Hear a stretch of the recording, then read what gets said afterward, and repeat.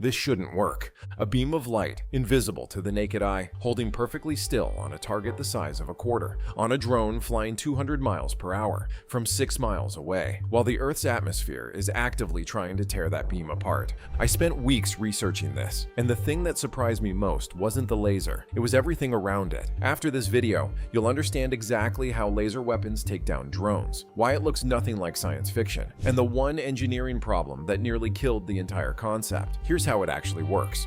Here's the thing everyone gets wrong about laser weapons. You picture a flash of light and the target explodes. Instant, clean, like a movie. That's not how this works, not even close.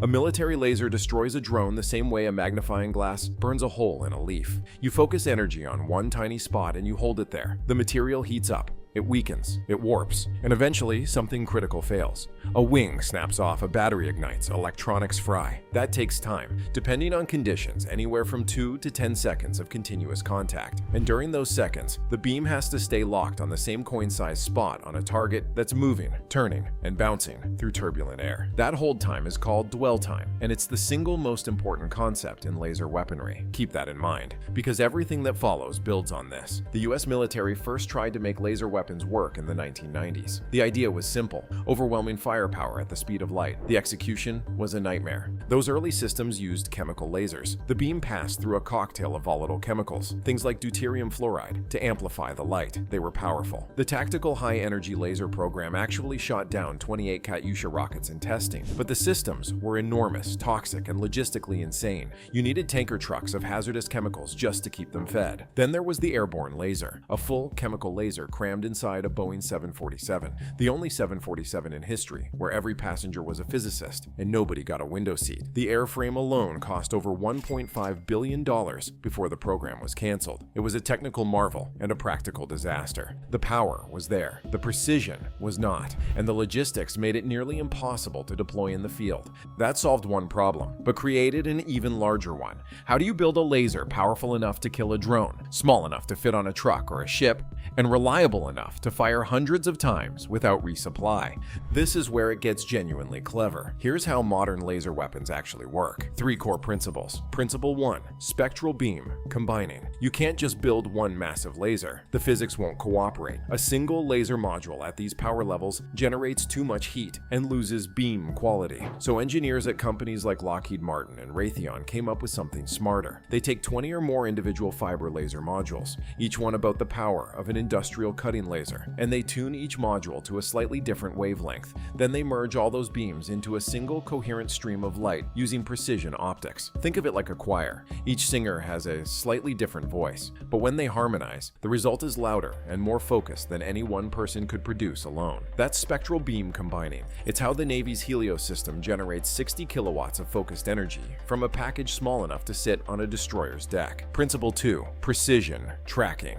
This is the part that doesn't get enough attention. Your beam has to hold on a spot, roughly the size of a quarter on a target, moving at hundreds of miles per hour, potentially miles away. Any wobble, any drift, and the energy spreads out and the dwell time resets. Helios solves this by sharing its targeting with the Aegis Combat System, the same radar and fire control network that tracks incoming missiles. The laser's own optics generate targeting data more precise than the ship's radars alone. The beam director uses a gimbaled mirror that adjusts thousands of times per second. And here's the clever bit. The system uses the laser itself as a sensor. Light reflecting off the target tells the system exactly where the beam is landing, creating a closed feedback loop. And principle 3, that's where the real genius comes in. Principle 3, thermal kill strategy. The laser doesn't need to vaporize the drone. It doesn't need to blow it up. It just needs to compromise one critical component. Modern targeting systems can identify the most vulnerable point on an incoming drone, the wing joint, the battery pack, the guidance sensor, and hold the beam there until something gives. A carbon fiber wing heats unevenly and snaps.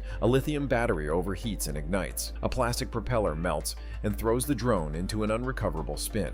You're not overpowering the target. You're finding the weakest link and applying heat until it breaks. Can you see how each principle solves a specific impossibility? But here's what nobody asks about laser weapons. Why can't you just shoot through fog? Because the atmosphere fights you every step of the way. When a high-energy laser beam heats the air, it passes through, that air expands. The expanded air has a different refractive index, which bends the beam outward. The beam spreads. It defocuses. The energy that should be concentrated on a quarter-sized spot is now spread across across an area the size of a dinner plate. This is called thermal blooming, and it's the single biggest unsolved challenge in directed energy. Rain, humidity, dust, sea spray, they all make it worse. A report found that 450 kilowatt lasers deployed to defend U.S. bases in Iraq in 2024 proved difficult to operate effectively in desert conditions. The atmosphere isn't empty space, it's an obstacle course. The workaround is adaptive optics, deformable mirrors that reshape the beam in real time to compensate for atmospheric distortion. The same technology astronomers use to see through the atmosphere with ground-based telescopes, but doing it at weapon speed on a moving platform against a moving target, that's a problem engineers are still refining. And if these weapons have so many limitations, why is every major military on Earth racing to build them? Because the math changed. In 2023 and 2024, the Houthis launched wave after wave of cheap drones at ships in the Red Sea.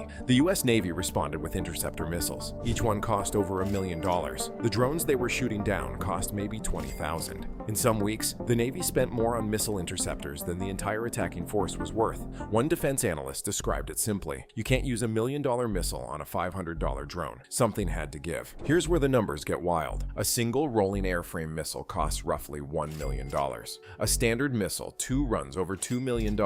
A laser shot, somewhere between $3 and $13. $13. That's less than your last Uber Eats delivery fee, except this one shoots down drones. But the laser system itself isn't cheap.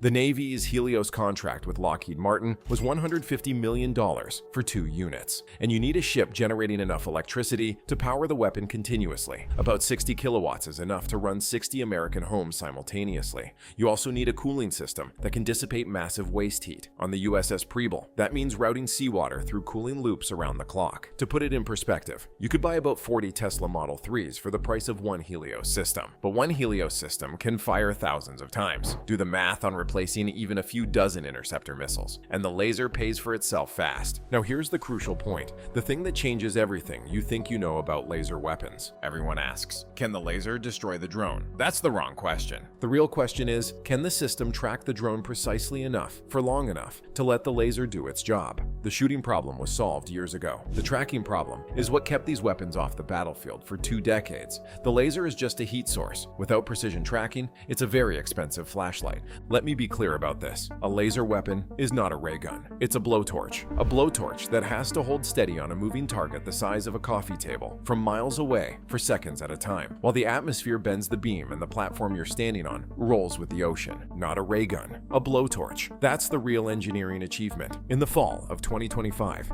the USS Preble, an Arleigh Burke-class destroyer, used its Helios laser to shoot down 4 drones during a live counter-drone exercise at sea. It was the first time a U.S. Navy warship had engaged and destroyed multiple aerial targets with a directed energy weapon. In October 2025, the Navy went further, testing a 20-kilowatt laser system from the flight deck of the aircraft carrier USS George H.W. Bush. Meanwhile, Israel deployed its Iron Beam laser system in late 2025, a 100-kilowatt weapon that intercepted 40 Hezbollah drones in combat during the Gaza war. Each interception cost a few dollars in electricity. The enemy's first sign of engagement isn't a missile trail or an explosion. It's a wing that silently catches fire and falls off. By the time you know you've been hit, you've already lost. So next time you see a laser weapon in a movie, that blinding flash, that instant explosion, you'll know the truth. Real laser weapons don't flash. They hold. They're patient. They're not ray guns. They're blowtorches. And speaking of weapons that change the math of modern warfare, next video, we're breaking down how the Patriot missile actually intercepts a ballistic missile screaming in at Mach 10. The way it does it is genuinely terrifying. That one drops Thursday. But first, tell me, which principle surprised you most? Spectral beam combining, precision tracking, or thermal kill strategy?